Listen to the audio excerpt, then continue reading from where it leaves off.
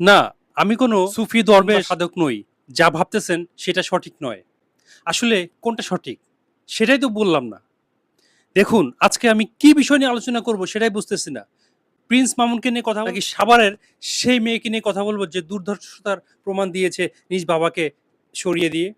নাকি পলাশের কথা বলবো, এএসপি পলাশ যে দুনিয়ার মায়া ছেড়ে চলে গেছে? কি হচ্ছে কি চারিদিকে? কি চলছে? কিসের দাবানল? কিসের এত অশান্তি? আসলে এই সমাজটা কোন দিকে যাচ্ছে?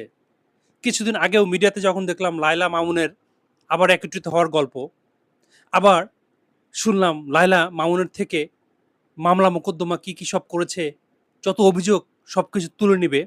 এখন আবার আজকে দেখলাম মামুন লাইভে লায়লার বাসায়, লায়লার সাথে ঝগড়া।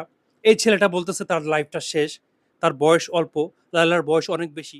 ফ্যামিলিগত পারিবারিক দ্বিধাদ্বন্দ্বের ভিতরে পড়ে নিজেকে কন্ট্রোল করতে না পেরে এই দুনিয়া ছেড়েই চলে গেল। কি দোষ ছিল? কি দোষ ছিল বেচারার? এদিকে মা বলতেছে বউয়ের দোষ, বউ বলতেছে মায়ের দোষ। দেখুন, এক হাতে কোনোদিন তালি বাজে না। তালি বাজতে হলে দুটি হাত লাগে। একটি হাত আগে যায়, একটি হাত পরে যায়, অথবা দুটি হাতেই সমান সমান তালে যায়, কিন্তু দুটি হাত লাগবে। দুটি হাতেরই দোষ রয়েছে। কি সুখ হলো এত কিছু করে? যাকে নিয়ে তুমি একা থাকবে সেই তো নাই। যাকে তুমি এত ভালোবাসো, স্নেহ দাও, মায়া মমতা দিয়ে বড় করেছো, লালিত পালিত করে এত বড় করেছো, সে তো নাই। কাকে ভালোবাসবে? অপরদিকে সাভারের ঘটনা, আমরা যেটা দেখি সেটা কি আসলে বাস্তবে সত্যি সত্যি হয়? একটা প্রশ্ন রেখে গেলাম। সাথে সাথে আমরা হচ্ছে হুজুগে বাঙালি। কোনো কিছু ঘটলে সঙ্গে সঙ্গে আমরা একদম হিড়িক ফেলে দেই, তাকে নিয়ে একদম ব্যস্ত হয়ে যাই। কেন ভাই? কেন? সত্যতা যাচাই করতে শিখতে হবে। সত্য কোনটা সেটা জানতে হবে। হুট করেই চিল কান নিয়ে গেল তার পিছনে দৌড়াইলে হবে না।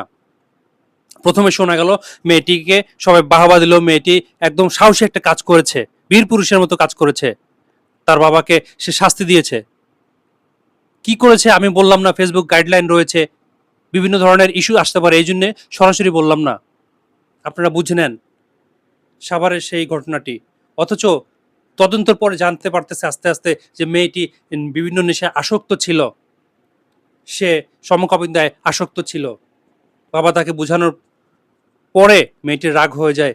সে বিভিন্ন প্ল্যান কষে, বিভিন্ন বুদ্ধি করে, এই সমস্ত কাহিনী করে তার বাবাকে এই দুনিয়া থেকে সে সরে দিল। আমাদের সমাজে বর্তমানে এইরকম অহরহ অহরহ ঘটনা ঘটতেছে। হাজবেন্ডের ইনকাম কম, যে ইনকাম দিয়ে তার ফুল ফ্যামিলি কোনো রকমভাবে সাপোর্ট হচ্ছে, সেইখানে তার ওয়াইফের ডিমান্ড আকাশচুম্বী। সে কি করবে? চুরি করবে? ডাকাতি করবে? সে কোনোভাবে তার ওয়াইফকে খুশি করতে পারছে না। আর ওয়াইফের ডিমান্ড অন্যরকম। একজন পুরুষের চিন্তা সবসময় নারীর থেকে অনেক অনেক অনেক গুণ বেশি থাকে। সেদিকে যদি এএসপি পলাশের কথা ধরি, তার তো কোনো অভাব ছিল না, তার তো কোনো অনটন ছিল না, তার তো কোনো কোনো কিছুর কমতি ছিল না। তাহলে কি ছিল? কি ছিল? তার বউয়ের পরিবার থেকে, শ্বশুরের পরিবার থেকে বলা হচ্ছে তার মায়ের দোষ, ছেলেটি ভালো। তার মায়ের থেকে বলা হচ্ছে শ্বশুর পরিবারের দোষ, বউটি খারাপ, ছেলেটি ভালো। ছেলেটি যদি ভালো হলো, তাহলে এই ভালো ছেলেকে কেন তোমরা দুনিয়া থেকে চলে যেতে বাধ্য করলে? কেন তাকে সুযোগ দিলে না? বউ আর মা মিলে কি কনসিডার করা যেত না? এক পক্ষকে কখনোই জোর করে আরেক পক্ষের সাথে মিলানো যায় না। এই সমাজ আমরা শিক্ষিত হয়ে গেছি, আমরা আজকে অনেক এডুকেশনাল পার্সন বলে নিজেকে দাবি করি, সম অধিকার দাবি করি, কত আন্দোলন করি, কত মিছিল করি, কত মিটিং করি, কত অফিস করি, কত কিছু করি। অথচ আমাদের মানুষের মনুষ্যত্ব বোধ কমে গেছে। আমাদের ভিতরে মানুষের মানুষত্ব বোধ নাই হয়ে গেছে। সেদিকে আমাদের কোনো লক্ষ্য নাই। আমরা নিজেকে অল্পে তুষ্ট রাখতে পারি না। আমাদের ইগো অনেক বেশি, অনেক বেশি। বিশেষ করে নারীদের কথাই আমি বলবো। একটি নারী পারে একটি সংসারকে ধরে রাখতে, একটি নারী পারে পুরুষকে সফলতার চূড়ান্ত শিখরে পৌঁছিয়ে দিতে সাহায্য করতে, আবার সেই নারী পারে পুরুষকে একদম ধ্বংস করে নিঃশেষ করে ফেলে দিতে। নারী, তুমি খুব ছলনাময়ী, খুব সাংঘাতিক, আবার খুব ভালোবাসায়, কোমলতায় নিমগ্ন। তুমি পারো পুরুষকে একদম চূড়ান্ত শিখরে, সফলতার শিখরে নিয়ে যেতে, আবার তুমি পারো তাকে ধ্বংস করে দিতে। এখানে তোমার অবদান অনেক বেশি, তোমাকে বুঝতে হবে, শিখতে হবে। আজকালকার মায়েরা তো মেয়েদেরকে সেই সব শিক্ষা দেয় না। পান থেকে চুন খসলেই, এই তুই চলে আয়, চলে আয়, তোর ওই সংসার করা লাগবে না, তোর ওই সংসার থাকা লাগবে না, তুই চলে আয়, তোকে আমি বসে বসে খাওয়াবো।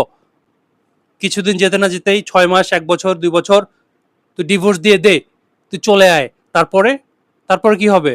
একটা সময় যে সেই বাবা মাই, সেই ভাই বোন, সেই আত্মীয় স্বজন, সেই পরিবারের লোকজনই সেই মেয়েটাকে আর দেখতে পারবে। এগুলোই তো হচ্ছে বর্তমান সময়ে। জাস্ট ইগোকে কন্ট্রোল করতে শিখেন, ইগোকে কন্ট্রোল করতে শিখেন। শুধুমাত্র নারীর দোষ দিলেই হবে না, পুরুষেরও দোষ রয়েছে।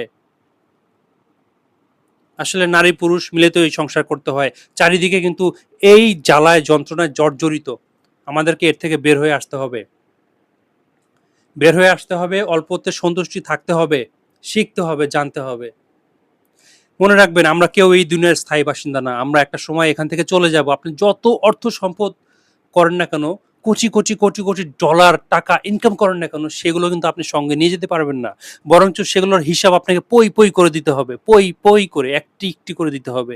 একটি ন্যানো সেকেন্ডের হিসাবও আপনাকে দিতে হবে, মনে রাখবেন।